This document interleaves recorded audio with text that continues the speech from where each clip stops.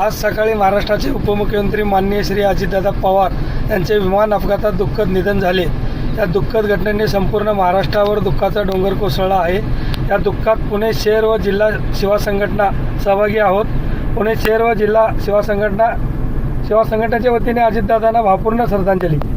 आज कासार शिर्शी येथे शिवा संघटनेचा 31वा वर्धापन दिन हा ऐतिहासिक स्वरूपात साजरा होणार होता, परंतु सकाळीच महाराष्ट्राचे दमदार आणि लाडके उपमुख्यमंत्री नामदार सन्माननीय अजितदादा पवार यांचं अपघाती निधन झाल्याची बातमी वाऱ्यासारखी सगळीकडे पसरली आणि महाराष्ट्रावर एक दुःखाचा कळा हा पसरलेला आहे। त्याच आमचं पूर्वनियोजित कार्यक्रम असताना देखील धोंडे सरांचं आणि शिवा संघटनेचा आणि अजित पवारांचे जे संबंध जवळचे होते त्याहीपेक्षा महाराष्ट्राचा एक दमदार नेतृत्व हरपला आहे। म्हणून आमचा आजचा हा कार्यक्रम थोडक्यात उरकून कुणालाही धोंडे सरांसहित कुणाचाही हार फुले न देता सत्कार न करता हा कार्यक्रम फक्त 5 मिनिटांमध्ये आम्ही संपवलेला आहे।